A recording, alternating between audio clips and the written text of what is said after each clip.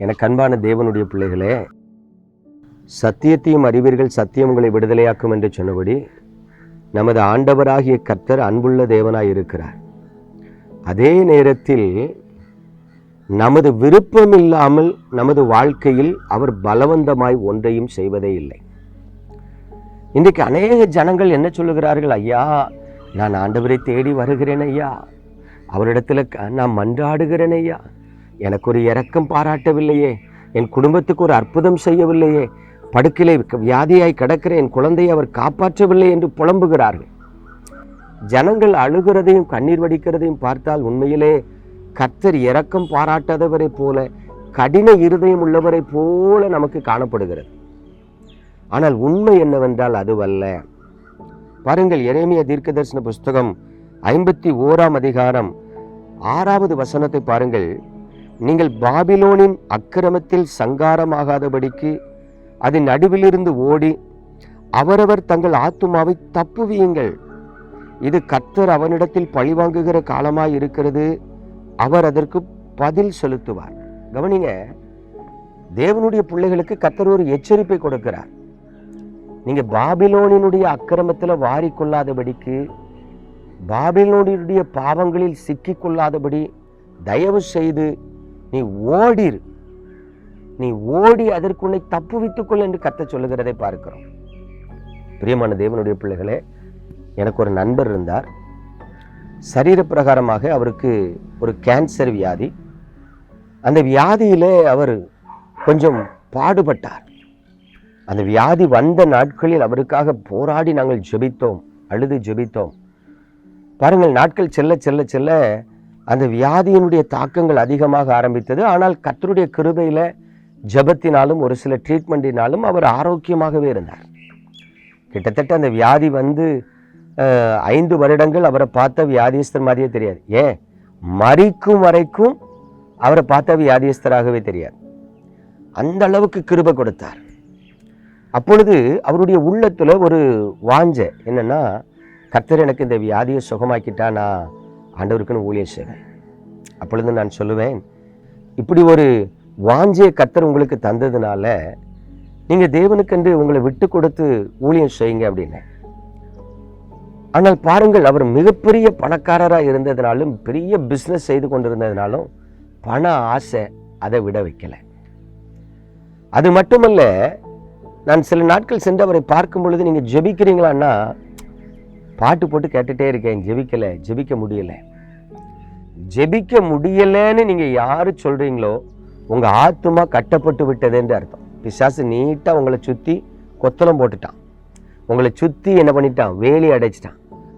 அப்போ உங்க ஆத்துமாவை கட்டிக்கிட்டே வரான். நல்ல கவனிங்க, ஜெபிக்க முடியலன்னு சொல்ற நீ பாவம் செய்ய முடியுது.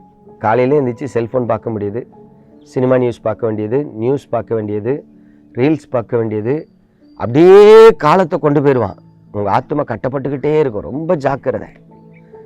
அதனால தான் கர்த்தர் சொல்றார், பாபிலோனுடைய அக்கிரமத்துல நீ வாரிக்கொள்ளாதபடிக்கு ஓடிரு. பிரியமானவர்களே, தயவு செய்து உங்கள் ஆத்மாவை காத்துக்கொள்ளுங்க. இந்த ஒரு 5 நிமிஷம் ஒரு சின்ன காரியம் தானே, நோ, அது உங்களை அழித்து விடும். பாருங்க, கடைசியில் அவர் ஜெபிக்க முடியாமலே கிடந்து 13 ஆண்டுகள் ஆண்டவர் ஆயுசினால கூட்டி கொடுத்தாரு. 13 ஆண்டுகள் வியாதியில் அவர் மரிக்காதபடி பாதுகாத்தாரு. ஆனா ஊழியக்காரங்களை கூப்பிட்டு ஜெபிப்பாரு, அவர் உட்கார்ந்து வேதத்தை வாசிக்க மாட்டார். ஊழியக்காரங்களை கூப்பிட்டு ஜெபிப்பாரு, அவர் உட்கார்ந்து ஜெபிக்க மாட்டார்.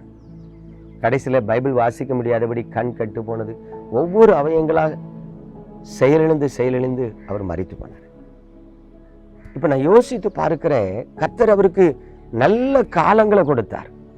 அந்த காலங்கள்ல தேவ சமூகத்துல உட்கார்ந்து ஜெபித்து பலப்பட்டு தன் ஆத்துமாவை காத்து கொண்டு இருக்கலாம்.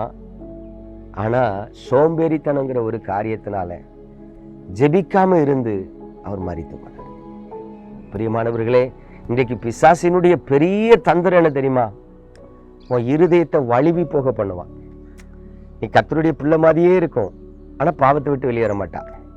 நீ கர்த்தருடைய பிள்ளை மாதிரியே ஆண்டவரை தேடுவா, ஆனா உன் இருதயத்துல ஜெப வாஞ்சை இருக்காது, ஜெபிக்கணுங்கிற எண்ணம் இருக்காது. நீங்க கர்த்தருடைய பிள்ளை மாதிரியே ஊழியக்காரங்களை கூப்பிட்டு பேசுவீங்க, உங்க பலவீனத்தை சொல்லுவீங்க, சூழ்நிலையை சொல்லுவீங்க, ஐயோ நான் அப்படி இருக்கேன் தெரியுமா அப்படின்னு சொல்லுவீங்க. ஆனா உங்களால வேதத்தை வாசிக்க முடியாது, வாசிக்கிற விருப்பம் இருக்காது. இதுதான் நீ பாபிலோன் நடுவில் அதனுடைய அக்கிரமத்துல வாரிக்கொள்ளப்பட போகிறாய் என்பதற்கு அடையாளம்.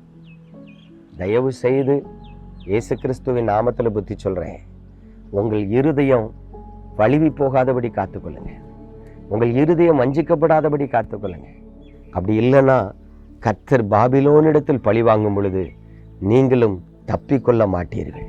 நாம் ஜெபிப்போமா? எங்கள் அன்பின் பரலோக தகப்பனே, இந்த பரிசுத்தமான காலை வேளையில் உமது பிள்ளைகளுக்காய் ஜெபிக்கிறேன். இந்த செய்தியை கேட்கிற பிள்ளைகள் உணர்வடையட்டும் அப்பா. இந்த செய்தியை கேட்கிற பிள்ளைகள் பாபிலோனின் அக்கிரமத்தில் வாரிக்கொள்ளாதபடிக்கு தப்பி ஓடி போகட்டும் ஆண்டவரே. உங்க கிருபை தாங்கட்டும் ஐயா, உங்க கிருபை கூட இருக்கட்டும் ஐயா. உங்க நாமத்தை மகிமைப்படுத்துங்கப்பா ஆண்டவரே. உங்க அன்பை நீர் விளங்க பண்ண வேண்டுமாய் நான் ஜெபிக்கிறேன். பரலோகத்தின் தேவனே, பலன் இல்லாதவனுக்கு பலனையும் சத்துவம் இல்லாதவனுக்கு சத்துவத்தையும் கொடுத்து உங்க நாமத்தை மகிமைப்படுத்துங்க. கிருபையாயிரும். இயேசு கிறிஸ்துவின் அற்புத நாமத்தில் ஜெபிக்கிறேன் நல்ல பிதாவே, ஆமென். பிரியமானவர்களே, தயவு செய்து உங்களுக்கு தெரிகிற அக்கிரமத்திலும் பாவத்திலும் இருந்து விலகி ஓடுங்க. God bless you.